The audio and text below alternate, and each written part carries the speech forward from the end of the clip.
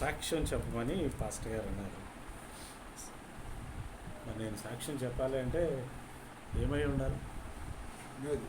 సజీవుడై ఉండాలి. ప్రస్తుతానికి నేను ఏమై ఉన్నాను? సజీవుడై ఉన్నాను. అందుకనే సాక్ష్యం చెప్తున్నాను, లేకపోతే చెప్పలే. అది నా గురించి ఇంకోళ్ళు చెప్పేవారు. అయితే ఈ విషయాన్ని ఎందుకు చెప్తున్నానంటే సజీవులని పాస్టర్ గారు చాలాసేపు చెప్తున్నారు. క్రైస్తవులు ఒక్కలే సజీవులా కాదు కదా, అందరూ భూమి మీద ఉన్న మనుషులందరూ కూడా సజీవులుగానే ఉన్నారు.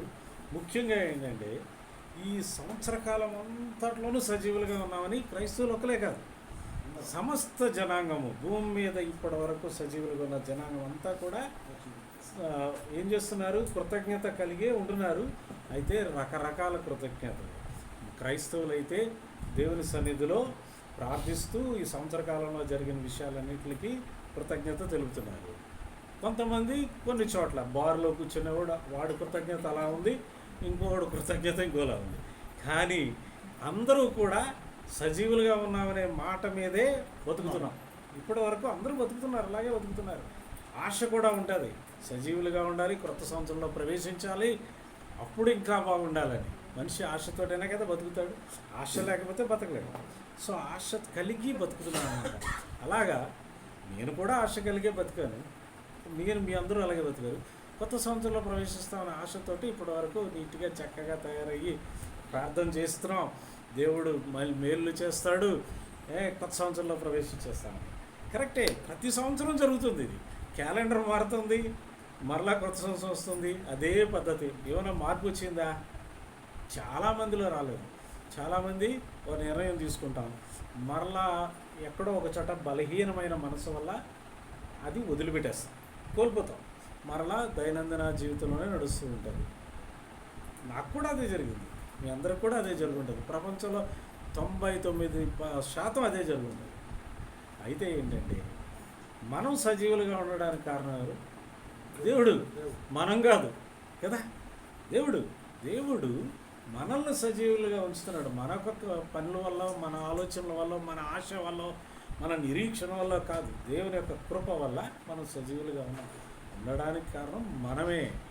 మనము దేవుని యందు భయభక్తులతో ఉన్నా, దేవుని యందు భయభక్తులతో లేకపోయినా, అస్తవ్యస్తంగా ఉన్నా కూడా దేవుడు ఎంత ప్రేమ, కరుణ, జాలి, దయ మనమే చూపిస్తున్నాడు.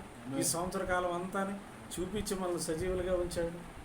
చాలామంది కోల్పోయారు, జీవితాలు కోల్పోయి చాలామంది సమాధుల్లో ఉన్నారు. అయితే వాళ్ళ ఎడలు దేవుడు చూపించలేదని కాదు, కానీ అక్కడ ఏమైతే అంటే దేవుని చిత్తము నెరవేరింది. వాళ్ళ విషయంలో ఏమైంది? దేవుని చిత్తం, మీరు ఇంతవరకు జీవించి నేను పిలుస్తాను, వచ్చేయండి. అలాగ వాళ్ళందరూ చనిపోయారు. ఇంకా మనల్ని పిలవలేదు. మనల్ని ఎందుకు పిలవలేదంటే దేవుడు మన మీద ఇంకా ఎక్కువ కృప చూపిస్తున్నాడు. ఇప్పుడు ఒక దినాన్ని పిలుస్తాడు, కానీ అప్పటి వరకు దేవుని కృప మనందరి మీద ఉంటుంది. అదంతా కూడా దేవుని చిత్తమై ఉంది. దేవుని చిత్తమై ఉండడం వల్ల మనం అందరం సజీవులుగా ఉన్నాం. మనం ఏమీ గొప్ప వాళ్ళం కాదు. దావీదు చెప్తున్నట్టుగా ఏమని ఉంటుంది? అప్పుడే పూసి ఆ క్షణమే మళ్ళీ ఎండిపోయే పువ్వు కన్నా దారుణమైన జీవితం ఉంది. అప్పుడే కనిపించి ఆవిరైపోయే ఆవిరి లాంటి జీవితం ఉంది. కానీ వాటినన్నిటినీ ఎవరు మనల్ని కాపాడుతున్నాడు? దేవుడు ఇంతకాలం మనల్ని కాపాడుతూ మన జీవితాల్లో ఎన్నో మేలు చేసుకుంటూ, శ్రమలు రావచ్చు కానీ శ్రమలు వచ్చాయని మనం ఏం పడిపోలేదు కదా. దేవుడు ప్రతిసారి ఆయన చేయించి మరలా పైకి లేవనెత్తుతున్నాడు. అంటే దేవుడు ఒక ఆక్సిజన్ టవర్ కట్టించేస్తే దేవుడు మనకు ఆశీర్వాదం ఇచ్చినట్టు కాదు. భూమి మీద మనిషి సజీవులుగా ఉండడమే ఆశీర్వాదం.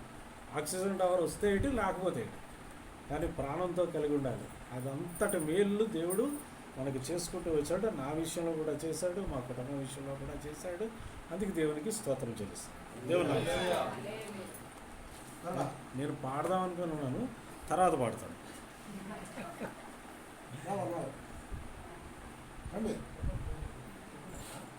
టైం లేదు, మళ్ళీ 2 నిమిషాల్లో ముందు చేశారు.